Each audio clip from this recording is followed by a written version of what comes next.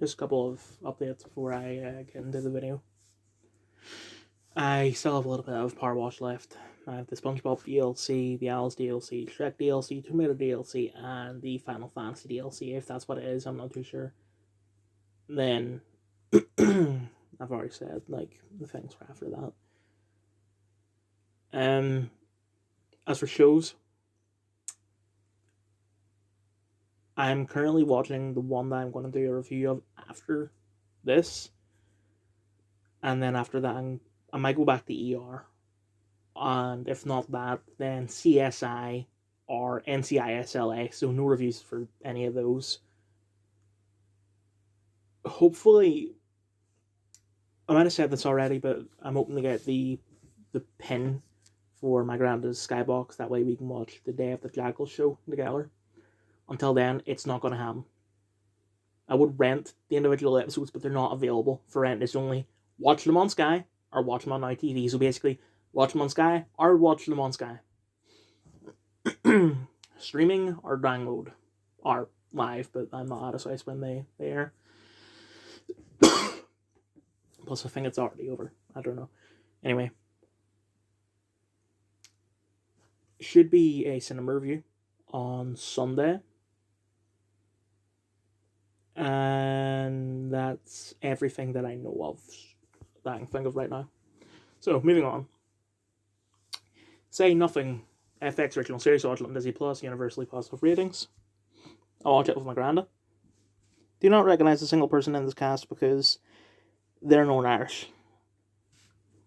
And unless you have James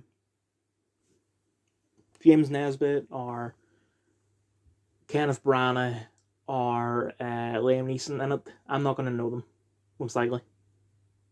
I mean, I guess there's the cast of Derry Girls, but you get the point. Just so that we're clear, this is not a Northern Irish show. It's an American show. But it's based on a true story. The main character, Dolores, fucking Fenian name. It's her giving a recount of everything that happened. So, despite the fact that it's an American show, it's not like it's a couple of outsiders giving their perspective on what happened. That's not what's happening. It's just that you have some outsiders giving the insiders a voice, we'll say. And to be clear about something, this show is not popular at all because it's a show on FX, and FX shows do not get attention. The Bear, like when it first came out, no one had really known. I only knew about it when they announced that it was renewed. And I only really watched it because Jeremy Allen White. But if the show were more popular, I guarantee people would have the same problem with this that they have with the movie Blonde.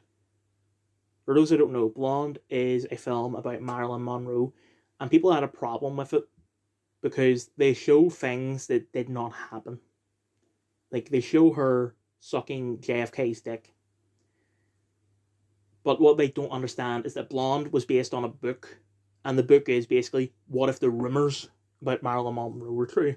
And it's a bit similar to this. This isn't an unbiased look at what happened. This show is told from the perspective of someone who is in the IRA and regrets it. So, it might seem a bit confusing when they say Gerry Adams was in the IRA, but then they say at the end of every episode that Gerry Adams denies being in the IRA. That's not them saying that he's lying. That's just them saying that this girl says that he was in the IRA. Believe her or don't. Your choice. Now I can actually talk about what I thought about the show. I thought it was pretty good. I didn't expect how this was going to go because it was either going to be, I knew nothing about it. All I knew was IRA, and I didn't know what it was going to be from the perspective of the IRA or the perspective of victims of the IRA. And it's in a way, it's kind of both, to be honest, it's really interesting. I learned about the Troubles in GCSE history. I couldn't like understand anything because it was just I don't know. I just couldn't like memorize any names. I recognize a lot of names. I know the name Jerry Adams sounds familiar, but I couldn't tell you who he is. I don't know if it was just like a mental block or because they all have Fenian names or whatever. But as someone who was born long after the Troubles ended, I sort of look at it as it was probably massively fucking exaggerated. And I still do hold that opinion. Just not as exaggerated as I once thought. But there was one thing that disturbed me a little, despite the fact how fucking minuscule it is and how expected it is. There was a scene where Dolores and I don't know if it's her friend or her sister, but they were at a peaceful protest. And I genuinely peaceful. I don't mean anything like BLM peaceful. And there was a wee boy, he must have been like 5 years old, and he was like Catholic scum. And I was like, Jesus Christ. And this is what I mean. Like, my opinion on the IRA is that maybe at the start they genuinely were freedom fighters, but from, I don't know, the 1950s maybe onwards, or the 1970s, they are just outright terrorists. Like, they're not really fighting for it, and they I'm not trying to say that I know them better than they know themselves, but I feel like they think that that's what they want, but they really just want to kill people. They just want to play gangster. But I feel like the sectarianism is kind of the same. Like it's just sort of brought on as when you're a child, and then because it happened when you're so young, you just think, well, I've grown up around it, so it can't be bad. It must be right. But yeah, it was really it was eye opening, and regardless of all that, it was very very entertaining. Although I think because maybe he was there, my granddad couldn't watch it. I think it was like scary for him. Um, like if you were to show a Vietnam vet like uh Apocalypse Now, he wasn't like in the IRA or anything like that, but he was a victim of bombings and stuff like that. Survivor, not victim. Return to Paradise. Negative rating. Australian Broadcasting Company original series. I just had to specify that this is not the American ABC. I watched it on BBC. Don't recognize anyone in the cast. Well, actually, Catherine McClements, I think it is, was in Wentworth. And yeah, Ardal O'Hanlon comes back as Jack Mooney, which I'm glad that there is a connection there, and that it's like a very subtle connection. It's not like it's not as if it were a stronger connection, like say she knows all of them. She knows Jack. She knows. I don't remember the names of the other characters, but you know what I mean. So this show is much much better than Beyond Paradise. Although one of the characters, Reggie, like all the bad things about Beyond Paradise, if that were one person, it would be Reggie. Because Beyond Paradise, it's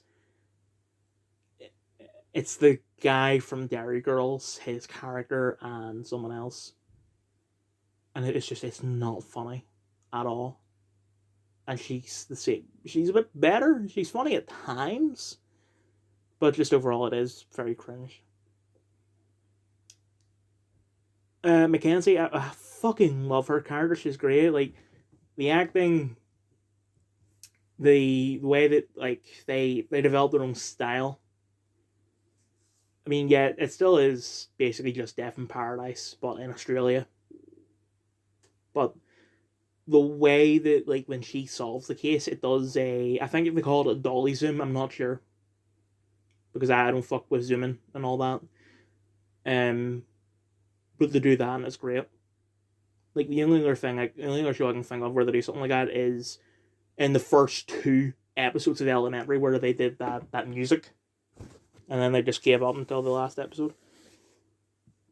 Also, the fact that she's weird, but it's not like Sheldon Cooper weird. It's just she's socially awkward, and I think it's great. I'm glad that there's actually a reason why it's called Return to Paradise. I had a feeling it's just going to be, she's Australian. She's in Australia, being the detective. She never left. So she's not returning to anything. But no, she actually does return to Australia because she was in England, and that's why Jack is in it, because they were partners, and it is quite interesting. It actually does somewhat progress, like, the story of Jack, which I didn't think they're going to do, because they're Dead Beyond, and I didn't think they'd bring 2 characters back, especially since it's only been like 4 years since he left. Yeah, that's all I would say. So I have 3 episodes of this left. Also, I should mention, I watched the first episode of this last Friday, I think. But I forgot to do the review. Watched an episode, and then I went to... I finished Code Black, so it wouldn't have been last week. Probably Monday, though. It was Friday or Monday. But, I just forgot to review it. But anyway. Actually, I've already said what I'm going to do after I finish this, so... Sorry for all the